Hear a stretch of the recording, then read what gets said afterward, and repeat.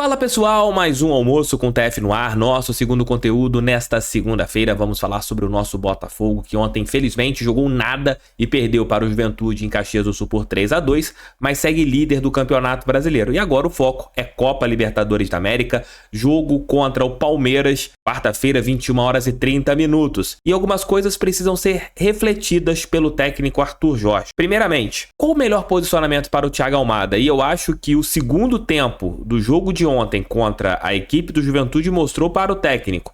Thiago Almada tem que jogar assim. E outro detalhe, o time do Botafogo foi construído para ser físico. Além disso, uma rodada com muitas reclamações em relação à arbitragem. E os clubes não se unem, né? Quando o problema é contra, eles reclamam. Quando é a favor, o silêncio rola. Então vamos falar sobre tudo isso nesse nosso almoço com o TF. Está em nome de Mais Ágil. Se você quiser antecipar o seu fundo de garantia, procure a Mais Ágil, a empresa especializada na antecipação do FGTS. Se você quiser tirar suas dúvidas com a equipe especializada na antecipação do FGTS, vou deixar o link tanto no primeiro comentário e também na descrição.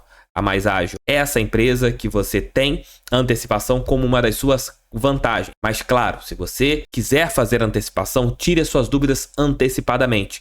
Não caiam ali num erro que todos nós podemos cair, de fazer e fechar o negócio sem ter todas as informações sendo passadas. Essa é a dica que eu dou para vocês da Mais Ágil. Link no primeiro comentário e também na descrição. Repito o que eu venho falando com vocês há algum tempo aqui no canal. Eu não me incomodo você poupar atletas, eu não vejo isso como um problema. O que às vezes me incomoda é você sair das características do seu time. E ontem contra o Juventude, a gente teve um Botafogo muito menos físico do que aquele Botafogo que a gente está acostumado desde 2022, segundo semestre de 2022, brasileiro de 23 e a temporada de 24.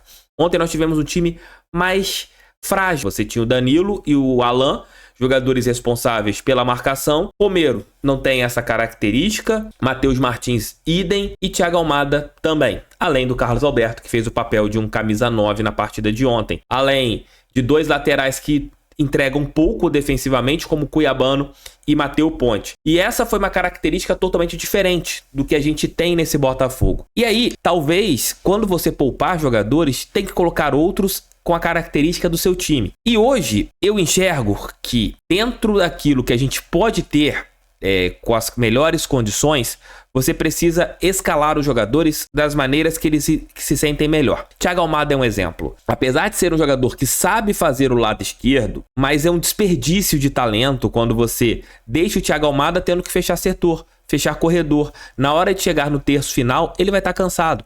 E você não vai ter uma recomposição tão bem feita como você teria com o Thiago Almada, assim como o Savarino. Nesse esquema tático do Botafogo, e eu tenho certeza que algumas pessoas vão discordar, e isso é do jogo, essa é a minha opinião, eu quero saber as de vocês, eu vejo que é Savarino ou Thiago Almada como um jogador flutuando atrás de Igor Jesus ou Tiquinho Soares, como camisa 10. E pela extrema esquerda, se você não tem um jogador físico, eu prefiro muito mais para você dar até mesmo uma possibilidade de corredor para o Cuiabano e manter uma condição defensiva, é ter um atleta talvez que recomponha mais para o meio campo, seja Tietê ou seja até mesmo o Cauê. Pô, Tef, a gente tem vários jogadores ofensivos, para que colocar um jogador que não é ponta pela ponta? Tem que dar volume.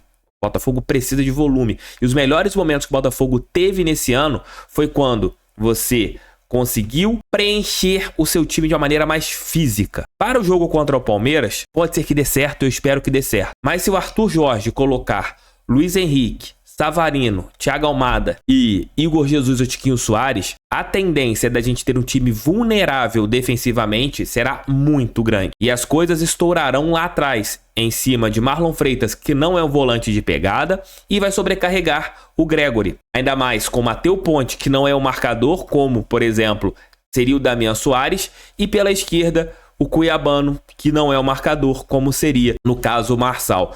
Então, para a partida contra o Palmeiras, eu acho que o Arthur Jorge tem que escolher aqueles jogadores que se encaixem melhor na formação ideal para o Botafogo.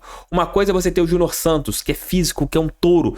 Mesmo jogando ali por dentro, ele vai fazer uma recomposição, vai ajudar na marcação. Outra coisa é você ter jogadores mais frágeis fisicamente. E o Arthur Jorge escolhe as melhores peças. Eu confio no trabalho do Arthur, a gente está nessa posição também muito pelo trabalho dele, mas o Botafogo precisa ser um time físico. E o Thiago Almada, eu tava até conversando ontem com o Medina, do canal do Depp, pô, gente boa demais, amigo que eu fiz. O Almada, ele vai acabar se escalando na posição ideal dele, assim como foi o Luiz Henrique. O Arthur Jorge demorou a entender que o Luiz Henrique é um jogador para ficar aberto, na ponta, ser um jogador agudo pelo aquele setor. Acabou se escalando ali pela ponta e cresceu gigantescamente. E eu acho que a partida do segundo tempo do Almada é para ele se escalar como um camisa 10, para ele se escalar como aquele jogador de criação. Pelo menos eu enxergo assim, não sei vocês, eu tenho certeza que muitos vão discordar. Pensando na Libertadores, eu acho que o Botafogo tem que ter um time físico. Se ele colocar o Marçal como lateral esquerdo, aí cabe você ter o Savarino pela esquerda, fazendo o papel que ele conseguiu fazer muito bem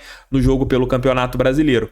Mas se você tiver um Cuiabano pela esquerda, ainda mais que você já vai ter um setor direito sofrendo defensivamente por causa do Matheus Ponte, eu também ajustaria tudo isso. Mas falem aqui embaixo, eu quero saber as opiniões de vocês. Também deixem um like, inscrevam-se, compartilhem e mandem esse vídeo em seus grupos do WhatsApp. E essa rodada do Brasileiro foi uma rodada onde várias pessoas reclamaram das arbitragens. Ontem, no Noite Alvinegra, coloquei falas do Abel Ferreira reclamando da arbitragem. E no sábado, o presidente do Fluminense também reclamou da arbitragem. Quando a água bate no popô de alguns deles, as reclamações acontecem. Ao invés de você ter uma união, você não tem. O Botafogo ontem foi novamente prejudicado pela arbitragem, mas a gente tem alguns outros pontos que ficam à frente, como os erros defensivos e tal.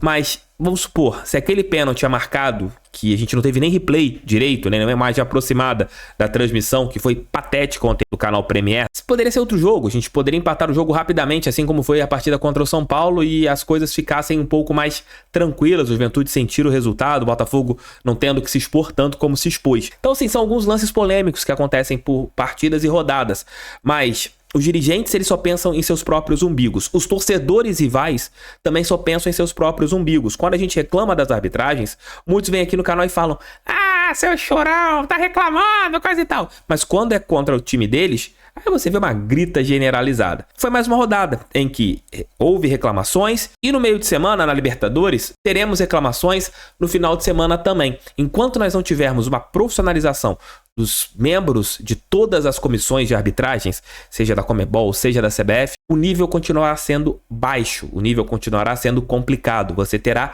gritas em todas as entrevistas coletivas. Esse é o futebol brasileiro.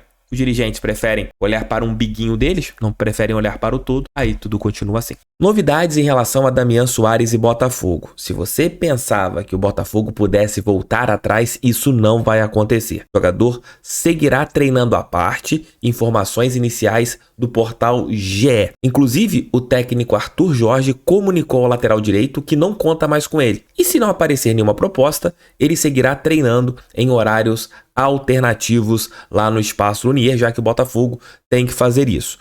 Por causa de legislação trabalhista, você não pode proibir nenhum trabalhador de exercer as suas funções. E o Botafogo, o que faz? Coloca o Damian em outros horários. O clube ficou muito chateado com a postura do Damian, que alegou problemas familiares para não viajar com a equipe para o jogo contra o Bahia pela Copa do Brasil, mas na realidade estava negociando sem a anuência do Botafogo com o Peñarol a sua ida para o futebol do seu país natal. Isso não pegou bem e o Botafogo, quando soube a verdade, aí todos ficaram boladões, principalmente o Arthur Jorge, que disse textualmente que não conta mais com o atleta para a temporada. Atitude correta do Botafogo. Você não pode dar mole, você não pode achar que o jogador está acima do clube, mesmo que isso prejudique dentro de campo. O Damian Soares pisou na bola e foi moleque. Totalmente moleque. Um jogador de 36 anos teve uma atitude de um moleque de 15, 16, 14. Sei lá se o menino de 15, 16 teria uma atitude tão vergonhosa como a desse uruguai. Beijos amigões, beijos amigonas. Volto ali no início da nossa noite com o nosso Noite Alvinegra de hoje. Valeu, gente. Fui, tamo juntos. Fogo neles.